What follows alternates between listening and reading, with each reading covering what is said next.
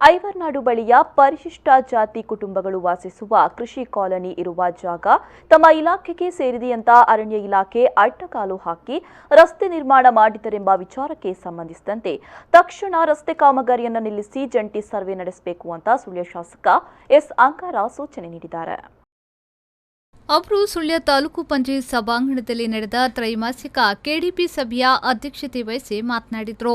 ಸಭೆಯಲ್ಲಿ ವಿಷಯ ಪ್ರಸ್ತಾಪಿಸಿದ ಜಿಲ್ಲಾ ಪಂಚಾಯತ್ ಸದಸ್ಯ ಎಸ್ಎನ್ ಮನ್ಮಥ ಐವರ್ನಾಡಿನ ಕೃಷಿ ಕಾಲೋನಿಯ ಜಾಗವನ್ನು 1976ರಲ್ಲಿ ಕಂದಾಯ ಇಲಾಖೆಗೆ ಬಿಟ್ಟುಕೊಟ್ಟಿದೆ. ಅಲ್ಲದೆ ಅಲ್ಲಿನ ಎಸ್ಸಿ ಕುಟುಂಬದ ಜನರಿಗೆ ಆರ್ಟಿಸಿ ಕೂಡ ನೀಡಲಾಗಿದೆ.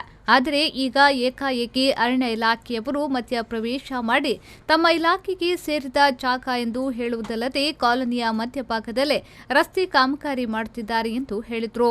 ಇದಕ್ಕೆ ಉತ್ತರಿಸಿದ ಅರಣ್ಯ ಇಲಾಖೆಯ ಅಧಿಕಾರಿ, ತಮ್ಮ ಇಲಾಖೆಯ ದಾಖಲೆಗಳಲ್ಲಿ ಅರಣ್ಯ ಇಲಾಖೆಯ ಜಾಗ ಎಂದು ನಮೂದಾಗಿದೆ ಎಂದರು.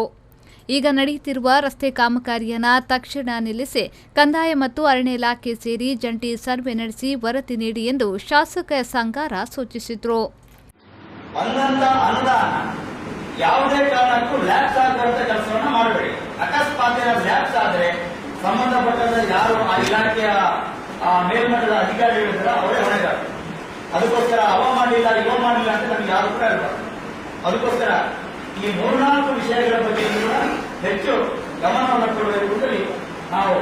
ಆದರೆ ಕೆಲವು ಸಮಯದಲ್ಲಿ 1905 ಉಪನಗರ ತಾಲೂಕು ಅಂತ ಇರುವ ಸಮಯದಲ್ಲಿ ನೋಟಿಫಿಕೇಶನ್ ಹೇಳ್ತಾರೆ. ನೋಟಿಫಿಕೇಶನ್ ರಾಜ್ಯ ಅಲ್ಲ, ರೆಕಾರ್ಡ್ ಆಗಿ ಇಂಪ್ಲಿಮೆಂಟ್ ಮಾಡ್ತಾರೆ. ಪತ್ರಕರ್ತರ ಗ್ರಾಮ ವಾಸ್ತವ್ಯದಲ್ಲಿ ಎಷ್ಟು ಅರ್ಜಿಗಳು ಬಂದಿದೆ, ಇತ್ಯರ್ಥವಾಗದ ಅರ್ಜಿಗಳ ಮಾಹಿತಿಯನ್ನ ಸ್ಥಾಯಿ ಸಮಿತಿ ಅಧ್ಯಕ್ಷೆ ಜ್ಞಾನವಿ ಕಾಂಚೋಡು ಪ್ರಸ್ತಾಪಿಸಿದರು. ಇದಕ್ಕೆ ಉತ್ತರಿಸಿದ ತಾಲೂಕು ಪಂಚಾಯತ್ ಮುಖ್ಯ ಕಾರ್ಯನಿರ್ವಹಣಾಧಿಕಾರಿ ಭವಾನಿ ಶಂಕರ್ ಅವರು, ಗ್ರಾಮ ವಾಸ್ತವ್ಯ ಮಾಡಿದ ಮಡಪಾಡಿ ಅಭಿವೃದ್ಧಿಗೆ ಈಗಾಗಲೇ 10 ಕೋಟಿ ರೂಪಾಯಿ ವಿಶೇಷ ಪ್ಯಾಕೇಜ್ಗಾಗಿ ಪ್ರಸ್ತಾವನೆ ಸಲ್ಲಿಸಲಾಗಿದೆ. ಅಲ್ಲದೆ ಕಾರ್ಯಕ್ರಮದಲ್ಲಿ ಸಲ್ಲಿಕೆಯಾದ ಅರ್ಜಿಗಳ ಕುರಿತು ಚರ್ಚಿಸಲು ಫೆಬ್ರವರಿ 10ರ ಒಳಗೆ ಸಹಾಯಕ ಕಮಿಷನರ್ ನೇತೃತ್ವದಲ್ಲಿ ಸಭೆ ನಡೆಯಲಿದೆ ಎಂದು ಹೇಳಿದರು. ಈ ಬಾರಿ ಸರ್ಕಾರದಿಂದ ಎಸ್ಇಪಿ ಮತ್ತು ಟಿಎಸ್ಪಿ ಯೋಜನೆಯಡಿ ಅನುದಾನಗಳು ಬಂದಿಲ್ಲ. ಕಳೆದ ವರ್ಷ ವಿವಿಧ ಕಾಮಗಾರಿಗಳಿಗೆ 7 ಲಕ್ಷ ರೂಪಾಯಿ ಅನುದಾನ ಮತ್ತು ಇಲಾಖೆಗಳಿಗೆ 6 ಲಕ್ಷ ರೂಪಾಯಿ ಅನುದಾನ ತಾಲೂಕು ಪಂಚಾಯತ್ಗೆ ಬರುತ್ತಿತ್ತು ಎಂದು ಮುಖ್ಯ ಕಾರ್ಯನಿರ್ವಹಣಾಧಿಕಾರಿ ಹೇಳಿದರು.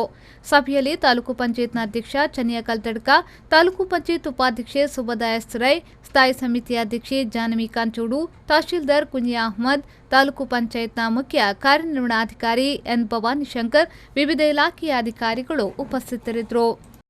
ಪದ್ಮನಾಭ, ವಿ4 ನ್ಯೂಸ್ 24/7 ಸುಳ್ಯ.